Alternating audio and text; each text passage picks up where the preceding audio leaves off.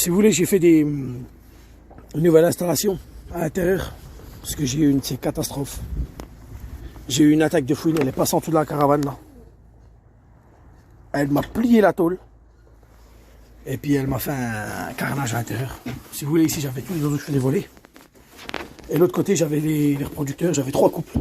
Là, j'ai raccroché. Je reprends là où on était. J'ai eu un appel, donc ça a coupé la vidéo. Voilà, en fait, ici, là, vous vous rappelez, j'avais un couple qui couvait ici, là. Il n'y a plus rien. J'avais un autre couple, et puis j'avais 2 couples d'un ami de Besançon, et puis un couple de chez mon frère. Il n'y a plus rien.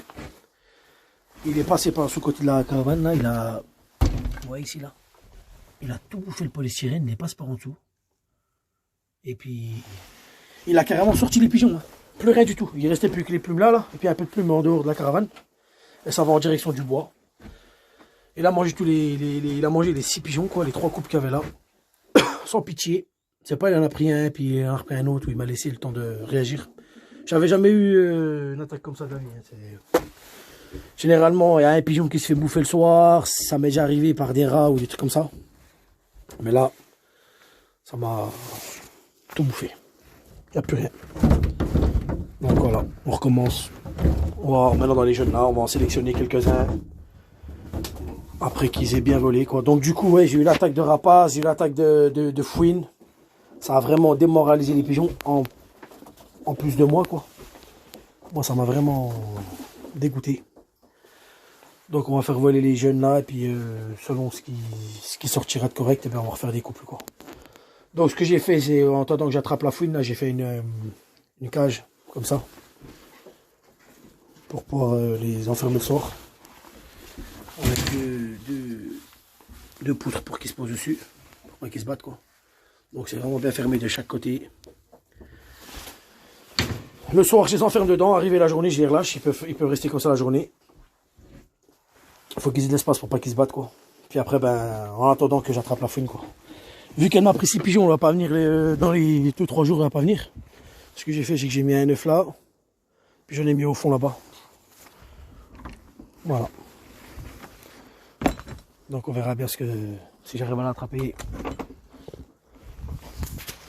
Ça serait déjà une bonne chose, quoi.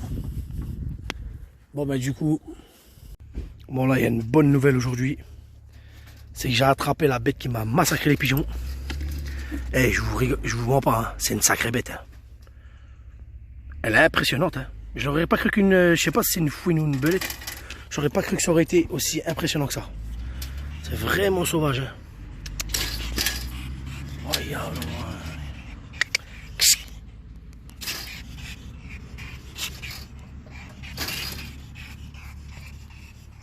Donc ce que j'ai fait pour l'attraper, j'ai mis un œuf de poule devant, à cet endroit-là.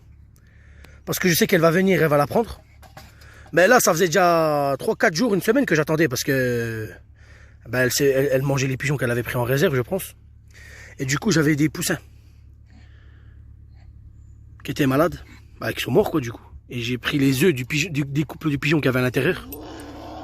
Ah, tu grognes, hein? T'es énervé. Purée, mais c'est incroyable comme ça, hargneux. Mais comment vous voulez qu'une poule ou un pigeon peut rivaliser avec ça? Mais c'est même pas question de ça, mais même un chat, il rivalise pas avec ça. Jamais de la vie. Bon, je vais ouvrir le pigeonnier. Parce que je vais vous montrer ce que j'avais fait pour pas que mes pigeons se fassent bouffer au cas où si elles revenaient et puis qu'elles rentraient pas dans le piège.